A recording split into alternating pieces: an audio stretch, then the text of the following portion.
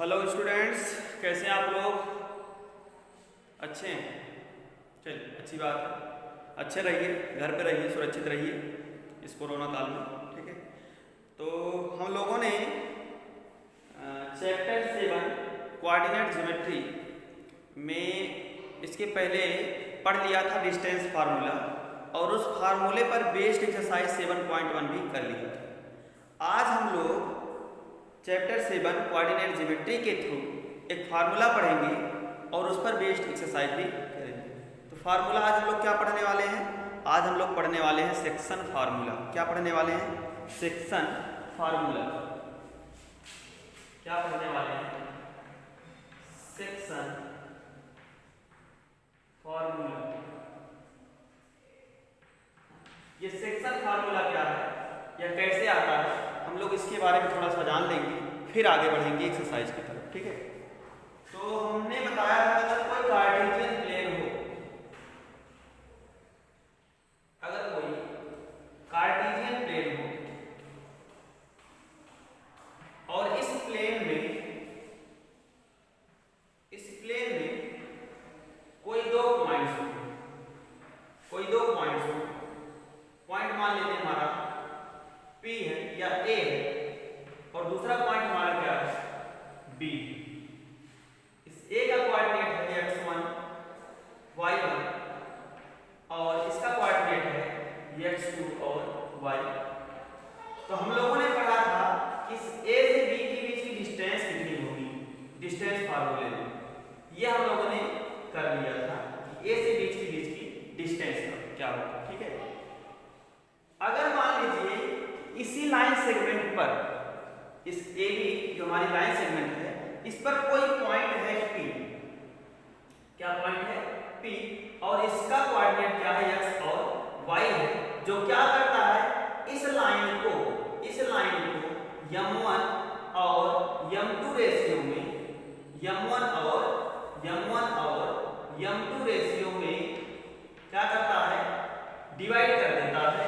तो coordinate of point P क्या होगा, यानी कि x की वैल्यू क्या होगी, y की वैल्यू क्या होगी। यही x और y की वैल्यू या कोऑर्डिनेट ऑफ पॉइंट P क्या कहलाता है? सेक्शन फार्मूला कहलाता है। ठीक है, तो इसको हम लोग डिराइव करेंगे कैसे आता है। ठीक, देखिए यहाँ पर फिगर, हमारा फिगर बन गया है। हम क्या करेंगे, यहाँ से परपेंडिकुलर ड्रा कर देंगे। कहाँ पर? x एक्सिस पर। यहाँ से भी एक परपेंडिकुलर ड्रा कर देंगे हम लोग, कहाँ पर? x एक्सिस पर। और यहाँ से भी क्या करेंगे, परपेंडिकुलर ड्रा कर देंगे x एक्सिस। ठीक, P से इस लाइन BT पर एक परपेंडिकुलर ड्रा करेंगे, ये इसका नाम लिख देंगे C। और पॉइंट A से इस P S पर एक परपेंडिकुलर ड्रा करेंगे और इसका नाम लिख देंगे Q। ठीक है, ठीक। अब यहां से देखिए, यहां से ये जो पॉइंट P है, इस लाइन सेगमेंट AB को m1 और m2 रेशियो में डिवाइड करती है। किसमें डिवाइड कर रही है? m1 और m2। इसको हम लिख सकते हैं, क्या लिख सकते हैं कि PA अपॉन PB हमारा क्या है? m1 अपॉन क्या है? m2। PA अपॉन PB क्या हमारा? m1 upon m2। हमने माना था कि इस लाइन सेगमेंट को किस रेशियो में डिवाइड कर रहा है? m1 और m2 रेशियो में डिवाइड कर रहा है। ठीक है, अब देखिए हम चलते हैं इन दोनों ट्रायंगल के पास। किसके? इस ट्रायंगल के पास APQ। किस ट्रायंगल के पास? APQ। और दूसरा ट्रायंगल क्या है हमारा? BPC। ये कौन कौन से ट्रायंगल के पास चलते हैं हम लोग? लिख सकते हैं यहाँ पर in triangle PAQ and BPC। ये दोनों ट्रायंगल कैसे ट्रायंगल होंगे हमारे? ये दोनों ट्रायंगल कैसे ट्रायंगल होंगे? ये दोनों हमारे ट्रायंगल कैसे होंगे? Similar triangle. क्यों? क्योंकि ये एंगल इस एंगल के इक्वल होगा, ये दोनों परपेंडिकुलर है। ये हमारी ट्रांसवर्सल लाइन है, ये हमारी ट्रांसवर्सल लाइन है। उस कंडीशन से ये जो एंगल होगा इस एंगल के इक्वल होगा,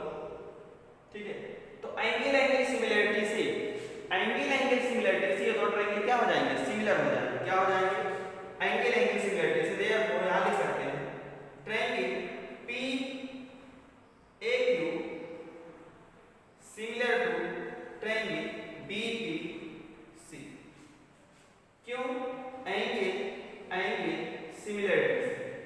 इसको प्रूव करने की यहाँ पर जरूरत नहीं है, लैरिटी, इसलिए प्रूफ नहीं कर रहे। ठीक है, हमको प्रूफ दूसरा कुछ करना है, तो ये सिर्फ समझ लेते हैं कैसे हुआ ये एंगल दोनों का इक्वल होगा, क्योंकि दोनों परपेंडिकुलर है, 90 डिग्री एंगल बनाएगा। ये एंगल इस एंगल इक्वल होगा करस्पॉन्डिंग एंगल से ना, क्योंकि ये और ये तीनों लाइन क्या है, परपेंडिकुलर लाइन है या पैरेलल लाइन है, और पी भी हमारी क्या है, ट्रांसवर्सल लाइन है, वहां से हो जाएगा। तो लिख सकते हैं इसको क्या, triangle PAQ, triangle PAQ similar to triangle PBC। अगर दो ट्रायंगल आपस में सिमिलर होते हैं, अगर दो ट्रायंगल आपस में सिमिलर होते हैं तो इनके करस्पॉन्डिंग साइड का जो रेशियो होता है वो भी क्या होता है, इक्वल होता है। तो यहां से हमको मिल जाएगा PA upon PB equal to AQ upon PC equal to PQ upon BC। क्या मिल जाएगा, PA अपॉन PB, दूसरा AQ अपॉन PC, और तीसरा क्या, PQ अपॉन BC। ठीक है, क्यों, क्योंकि दोनों ट्रायंगल आपस में सिमिलर हैं, तो इनके करस्पॉन्डिंग साइड का जो रेशियो होगा वो भी आपस में क्या होगा, इक्वल होगा। ठीक है, अब देखिए यहां से इसको कर लेते हैं हम लोग, इक्वेशन फर्स्ट करना चाहें तो क्या मिलेगा, यहां से हमको मिलेगा क्या, हम यहां से निकाल सकते हैं now AQ equal to RS equal to O S minus O R। AQ equal to RS equal to AQ क्या है, ये AQ इक्वल टू RS कहाँ है, यहाँ। AQ किसके इक्वल है, RS के इक्वल है, और RS किसके इक्वल होगा, RS हमारा OS माइनस OR के इक्वल होगा। RS किसके इक्वल होगा, RS हमारा OS माइनस OR के इक्वल होगा। ठीक, तो OS किसके इक्वल है, OS हमारा किसके इक्वल है, यहां से यहां तक डिस्टेंस यस है, और यहां से यहां तक डिस्टेंस क्या है, x1। तो RS किसके इक्वल हो जाएगा, x माइनस x1। यहां वैल्यू क्या आएगी, यहां वैल्यू आ जाएगी हमारी x माइनस x1। ठीक, ऐसे किसकी वैल्यू निकालेंगे, ऐसे हम लोग PC की वैल्यू निकालेंगे। ठीक है, PC की वैल्यू, PC इक्वल टू क्या होगा, PC कहां पर है, PC हमारा है यहां पर, तो PC इक्वल टू किसके होगा, ST के होगा। PC किसके इक्वल होगा, ST के होगा, और ST किसके इक्वल होगा, ST हमारा OT माइनस OS के इक्वल होगा, OT माइनस OS। तो OT कितना है, OT हमारा है x2 माइनस OS कितना है, x2 माइनस x। और तीसरा हम लोग इसको PQ निकालेंगे, PQ क्या होगा, PQ हमारा होगा ST के इक्वल PS के इक्वल, PS माइनस PQ। तो ये PQ हमारा आ जाएगा y माइनस y1, और BC हमारा आ जाएगा कितना, y2 माइनस y। ठीक है, PQ कितना आ जाएगा, PQ आ जाएगा, PQ हमारा कहाँ है, यहाँ पर इतना है। ये पूरी डिस्टेंस कितनी है, ये पूरी डिस्टेंस हमारी क्या है, यहां से निकाल लेते हैं, पूरी डिस्टेंस हमारी क्या है, y है, और ये डिस्टेंस कितनी है, y1 है, तो y में से y1 को निकालेंगे, आएगा y माइनस y1। ऐसे ही BC निकालेंगे, BC पूरी डिस्टेंस हमारी कितनी है, y2 है, और यहां से यहां तक की डिस्टेंस क्या है, y, तो y2 माइनस y, ये होगा। ठीक है, अब क्या करते हैं, अब सारी वैल्यू को सब्स्टिट्यूट करते हैं कहां पर, इक्वेशन फर्स्ट में। इस इक्वेशन में सारी वैल्यू को पुट अप करते हैं, इरेज कर दें, जगह कम, इरेज कर देंगे, ये थोड़ा सा रहने देते हैं, बाकी इरेज कर देते हैं।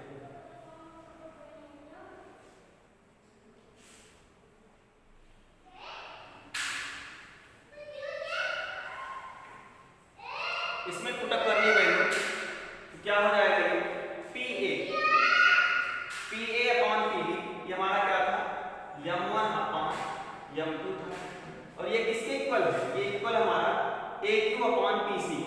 तो ए क्यू अपॉन पी सी, ए क्यू अपॉन पी सी, ए क्यू ये हो गया और पी सी हमारा ये हो गया। तो क्या मिलेगा ये x minus x1 upon x2 minus x1। ठीक है, और क्या मिलेगा, और मिलेगा हमारा P C upon B C, P Q upon B C, P Q हमारा y minus y1 upon B C कितना है y2 माइनस y।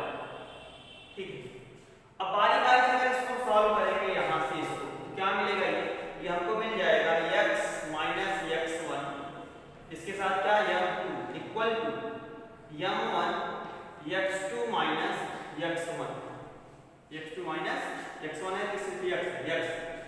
ठीक है, और इसको सॉल्व करेंगे हमको मिलेगा m2 x minus m2 x1 equal to m1 x2 minus m1 x। इस x वाले टर्म को एक तरफ कर लेते हैं, ये हो जाएगा m2 x minus plus m1 x equal to m1 x2 plus m2 x1। यहां से हम x कॉमन ले लेंगे तो हो जाएगा m1 plus m2 into x equal to क्या m1 x2 plus m2 x1, यही होगा। ठीक, x इक्वल टू जब निकालेंगे हमको मिलेगा x equal to m1 x2 plus m2 x1 upon m1 plus m, ये किसकी वैल्यू हो गई, ये हमारी x की वैल्यू हो गई। ठीक है, ऐसे ही आगे बढ़ेंगे और किसकी वैल्यू निकालेंगे y। कहां से, इसको ले लेते हैं और इसको ले लेते हैं, क्या मिलेगा हमको, यहां से हमको मिल जाएगा m1 m2 equal to m1 upon m2 equal to y minus y1 upon y2 minus y। यहां से आएगा m1 y2 minus m1 y1 y equal to m2 y minus m2 y। ठीक है, y वाले टर्म एक साथ करते हैं, इसको और इसको एक साथ कर लेते हैं, तो क्या मिलेगा, इसको इधर लेके चले जाएंगे, इसको इधर लेके चले जाएंगे, हो जाएगा m1 y2, इसको इधर लेके आएंगे plus m2 y1 equal to m1 plus m1 y, इधर से इधर गया प्लस और प्लस m2 y। तो यहां से कॉमन हो जाएगा y, आएगा m1 y2 plus m2 y1 equal to m1 plus m2 y, m1 plus m2 y। तो y इक्वल टू क्या होगा, y इक्वल टू हो जाएगा m1 y2 plus m2 y1 upon m1 plus m2। ये किसकी value आ गई, ये value आ गई हमारी y, किसकी वैल्यू आ गई y। तो x की वैल्यू आ गई क्या, m1 x2 plus m2 y1, m1 plus m2 और m1 y2 plus m2 y1, m1 plus m2, ये y की वैल्यू। ये दोनों वैल्यू है क्या, ये दोनों वैल्यू हमारे पॉइंट P के कोऑर्डिनेट। तो क्या लिखेंगे हम, the coordinate of point P, the coordinate of point P m1 x2 plus m2 y1, m1 plus m2, m1 y2 plus m2 y1, m1 plus m2। ठीक है, और इसी को हम लोग क्या बोलते हैं, इसी को हम लोग बोलते हैं, दिस इज नोन एज क्या, सेक्शन फार्मूला। इसी को हम लोग क्या बोलते हैं, इसी को हम लोग बोलते हैं सेक्शन फार्मूला, और इसको इस तरह से रिप्रेजेंट करते हैं। कैसे, आप लिखेंगे the coordinate of point P, the coordinate of point P क्या, m1 x2 m2 x1 upon m1 plus m2 और m1 y2 plus m2 y1 upon m1 plus m2। इसी को हम लोग क्या बोलेंगे, this is known as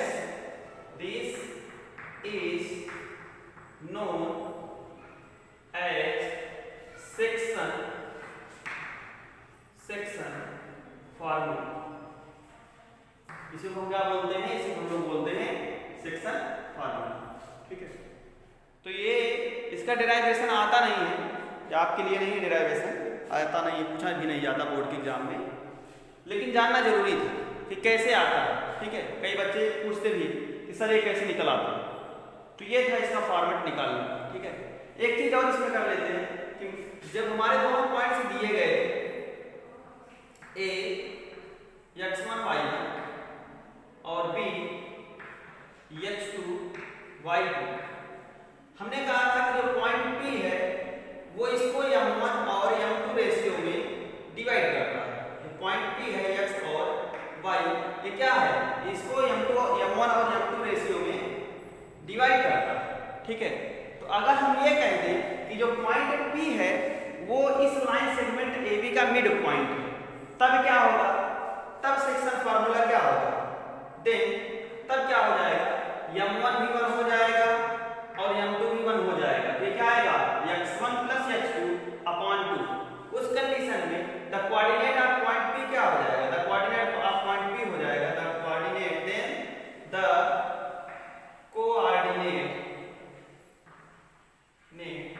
of point P क्या हो जाएगा, x1 प्लस x2 अपॉन 2 और y1 प्लस y2 अपॉन 2। कब ऐसा होगा, कब ऐसा होगा, ये फार्मूला इस फॉर्मेट में कब आएगा, जब पॉइंट P हमारा क्या हो, मिड पॉइंट हो। कब ऐसा होगा कि जो लाइन सेगमेंट हमारी AB थी उसमें जो पॉइंट P था वो क्या हो, उसके मिड में लाई करे।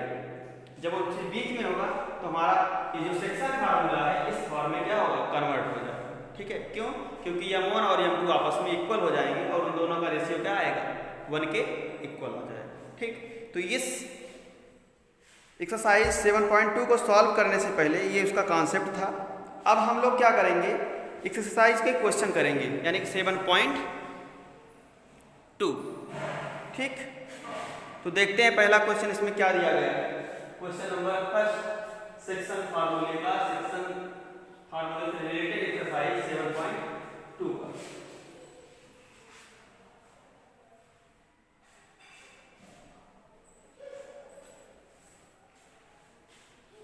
एक्सरसाइज 7.2, इसमें पहला क्वेश्चन दिया गया है, find the coordinates of the point which divides the joining.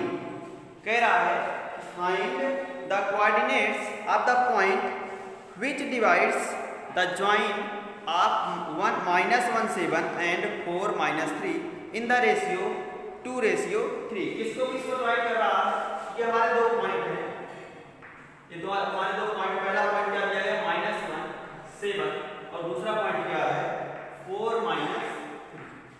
ये दो पॉइंट हमारे, ये दोनों हमारे क्या है, पॉइंट हैं और इन दोनों को ज्वाइन किया जा रहा है। हमको बस पूछ रहा है कि उस पॉइंट का कोऑर्डिनेट बताइए, उस पॉइंट P का कोऑर्डिनेट बताइए। मान लेते हैं A है हमारा, ये हमारा क्या है, पॉइंट B है, तो एक पॉइंट हमारा क्या है, P है, एक पॉइंट हमारा क्या है, इन दोनों पॉइंट्स को जब हम ज्वाइन करेंगे तो एक लाइन सेगमेंट बनेगा, और जब लाइन सेगमेंट बनेगा तो कह रहा है उसी लाइन सेगमेंट पर एक पॉइंट हमारा क्या है, P है। इस P पॉइंट के कोऑर्डिनेट हमको पता करना है, जबकि कहा गया है इसको किस रेशियो में डिवाइड करता है, 2:3 में डिवाइड करता है। यानी कि जो m1 की वैल्यू होगी वो 2 होगी और जो m2 की वैल्यू है वो कितनी है, 3। ये क्या हमारा, ये हमारा x1 है, ये हमारा y1 है, ये हमारा क्या है, x2 है और ये हमारा क्या है, y2। हमको x1 की वैल्यू पता है, हमको x2 की वैल्यू पता है, हमको y1 की वैल्यू पता है, हमको y2 की वैल्यू पता है, हमको m1 की वैल्यू पता है, हमको m2 की वैल्यू पता है। तो क्या फाइंड करना है यहाँ से, x और y की वैल्यू पता करना है, यानी कोऑर्डिनेट ऑफ पॉइंट P पता करना है। तो यही तो फार्मूला हम लोग पढ़े, क्या पढ़े, x के लिए पढ़े थे, x के लिए पढ़े थे m1 x2 plus m2 x1 upon m1 plus m2। रख देते हैं वैल्यू। m1 की वैल्यू 2, x2 की वैल्यू 4 प्लस m2 की वैल्यू 3 इंटू x1 की वैल्यू -1 अपॉन 2 प्लस 3। सॉल्व करेंगे कितना हो जाएगा, 4 2 जा 8 -3 अपॉन 5 आएगा 5 अपॉन 5। वैल्यू कितनी आ जाएगी 1। ये किसकी वैल्यू हो गई, x की। ऐसे ही y की वैल्यू निकालेंगे। y को क्या होगा m1 y2 plus m2 y1 upon m1 plus m2। क्या होगा, m1 की वैल्यू 2 इंटू y2 की वैल्यू -3 प्लस m2 की वैल्यू 3 इंटू y1 की वैल्यू 7 अपॉन 2 प्लस 3। क्या आएगा यहाँ से, ये जाएगा 2 3 6 -6 प्लस 21 अपॉन 5 आएगा 15 अपॉन 5। वैल्यू कितनी आ जाएगी। तो इस पॉइंट P का कोऑर्डिनेट क्या आ गया, इस पॉइंट P का कोऑर्डिनेट हो गया द कोऑर्डिनेट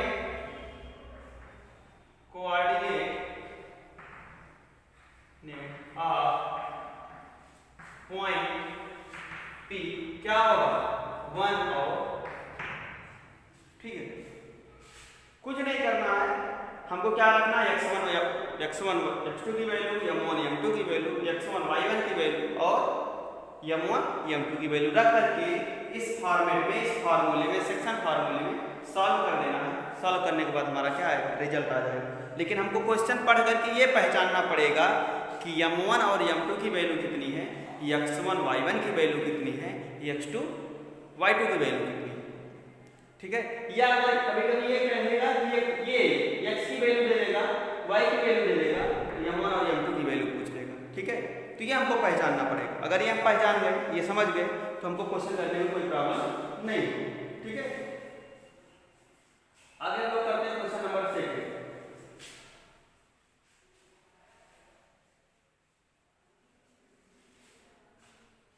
क्वेश्चन नंबर 2 दिया गया है, find the coordinates of the point of trisection of the line segment joining 4 -1 and -2 -3। अब देखिए यहाँ पर कह रहा है ये दोनों हमारे पॉइंट हैं, दो पॉइंट हैं हमारे। पहला पॉइंट है A, क्या ये 4 -3, और दूसरा पॉइंट है हमारे पास B, ये क्या है, ये है हमारा -2 और ये दो पॉइंट हमारे पास है। कह रहा है कि इन दोनों पॉइंट्स को अगर हम ज्वाइन कर देते हैं तो एक लाइन सेगमेंट बन जाती है। अब इस लाइन सेगमेंट को ट्राइसेक्ट कर दिया जाता है, ट्राइसेक्शन।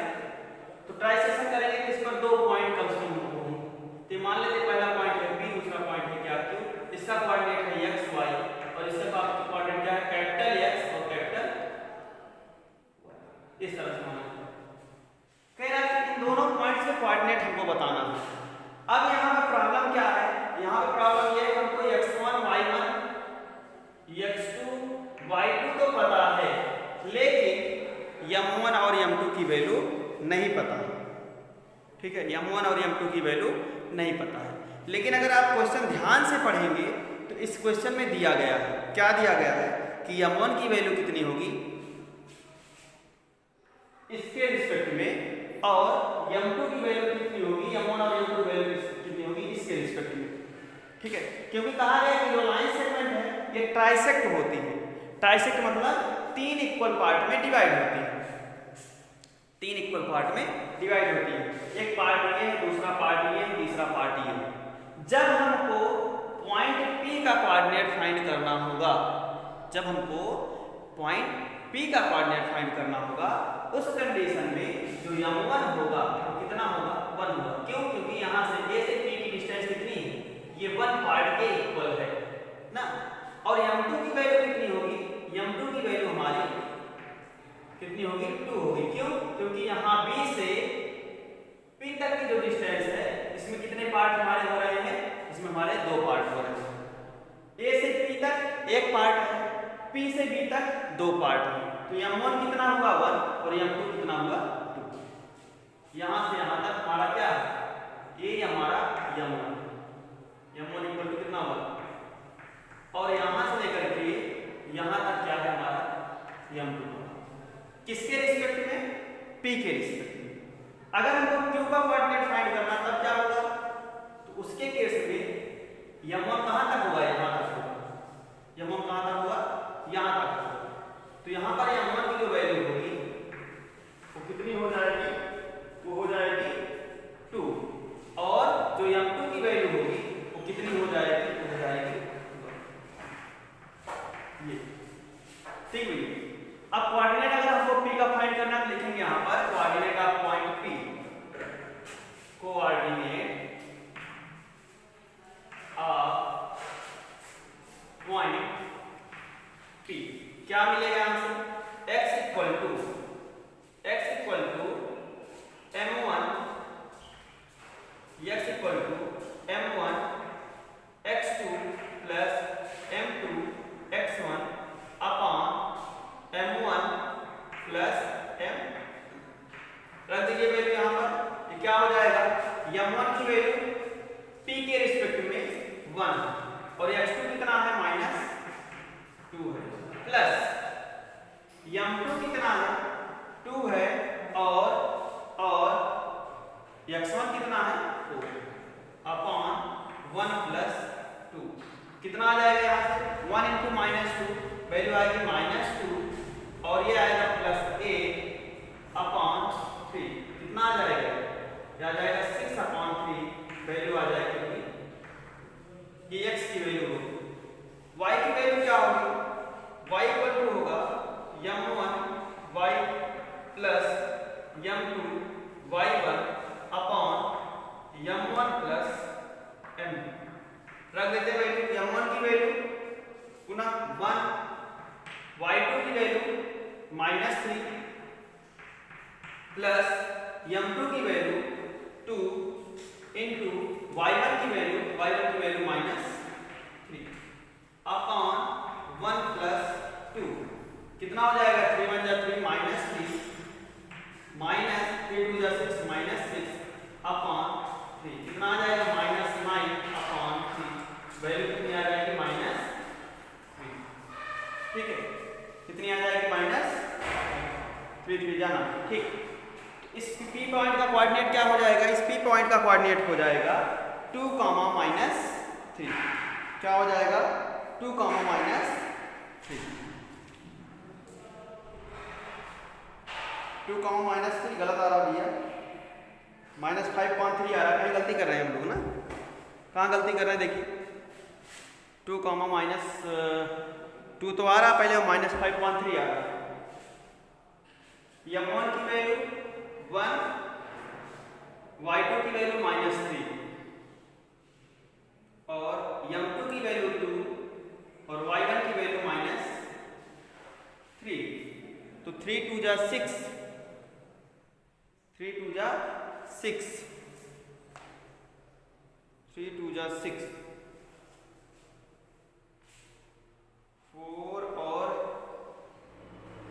-1, ये -1, कितना है -1, इधर गलत क्वेश्चन है -1, हमने लिख दिया -3, ठीक है, ये क्वेश्चन में कितना है -1। अब देखिए 2 1 जा 2 हो जाएगा -2 और ये आएगा -5 अपॉन 3, ये वैल्यू आएगी किसकी, y, ये वैल्यू किसकी आएगी y, ठीक। तो पॉइंट P का कोऑर्डिनेट क्या हो जाएगा, पॉइंट P का कोऑर्डिनेट हो जाएगा 2, -5.3, ठीक। ऐसे ही किसका कोऑर्डिनेट निकालेंगे हम लोग, ऐसे ही निकालेंगे पॉइंट Q का कोऑर्डिनेट, किसका निकालेंगे, पॉइंट Q, लिखते हैं यहाँ पर coordinate of point Q, coordinate of point Q। अब क्या होगा, अब m1 की जो वैल्यू होगी वो कितनी होगी, 2 होगी, और m2 की वैल्यू कितनी होगी, 1 होगी, लिखेंगे यहाँ पर capital X equal to m1 x2 plus m2 x1 upon m1 plus m2, m1 कितना हमारा, m1 है हमारा 2 इंटू x2 कितना -2 प्लस m2 कितना है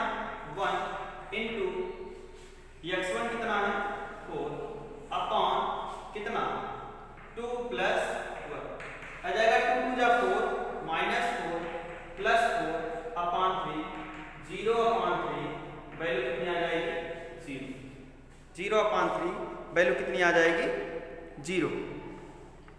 ठीक है, आगे हम लोग करते हैं y के लिए। तो y कितना हो जाएगा, y हो जाएगा m1 y2 plus m2 y1 upon m1 plus m2। Value कितनी आएगी यहाँ से, m1 की वैल्यू 2, y2 की वैल्यू -3 प्लस m2 की वैल्यू 1 और y1 की वैल्यू -1 अपॉन 2 प्लस 1 कितना आएगा -6 -1 अपॉन 3 -7 अपॉन। तो x की वैल्यू आ गई 0, y की वैल्यू आ गई -7 अपॉन 3। तो point coordinate of point q कितना हो जाएगा 0, -7 अपॉन। ये था हमारा क्वेश्चन नंबर 2। ठीक है, अब इसके बाद एक क्वेश्चन और है, क्वेश्चन नंबर है 3। तो ये एक्टिविटी का क्वेश्चन है, इसको आप लोग करेंगे। ठीक है, और भी क्वेश्चन अगर हो पाता है आप लोगों से तो इस एक्सरसाइज के और भी क्वेश्चन करिएगा। ठीक है, तो हम आज का वीडियो यहीं पर क्लोज करते हैं और नेक्स्ट वीडियो में क्वेश्चन नंबर 4 से बताएंगे, 7.2 क्वेश्चन नंबर 4 से। और आज जो पढ़ाया गया, जो समझाया गया, उसको आप लोग पढ़ेंगे, समझेंगे, वीडियो को देखेंगे और क्वेश्चन करने का प्रयास करेंगे, क्योंकि ये चैप्टर बड़ा इंपॉर्टेंट है बोर्ड के एग्जाम के थ्रू, क्योंकि ये कटा भी नहीं है, इस बार डिलीट भी नहीं हुआ है, जो डिलीटेड पोर्शन में है ये नहीं है। तो इसके सारे क्वेश्चन, ये चैप्टर और भी ज़्यादा इंपॉर्टेंट हो जाता है कि इसके जो क्वेश्चन हैं वो नंबर ऑफ क्वेश्चन पढ़ सकते हैं बोर्ड के एग्जाम में। तो ये चैप्टर आप लोग अच्छे से पढ़िएगा। सब चैप्टर जो है पूरा चैप्टर फार्मूले बेस पर डिपेंड है। तो 2 फार्मूले हम लोग अब तक पढ़ चुके हैं, सेक्शन फार्मूला, डिस्टेंस फार्मूला। इसके बाद जब एक्सरसाइज 3 पढ़ेंगे तो वहाँ पर एक फार्मूला और पढ़ेंगे, उसी के बाद ये चैप्टर क्या हो जाएगा, क्लोज हो जाएगा। ठीक है, खत्म हो जाएगा। ठीक, तो आज का जो वीडियो मिला आप लोगों को, मिल रहा है, उसको आप लोग देखेंगे, समझेंगे, क्वेश्चन भी करेंगे। और क्वेश्चन 3 आप लोगों के लिए क्या है, होमवर्क, उसको आप लोग जरूर करेंगे। तब तक के लिए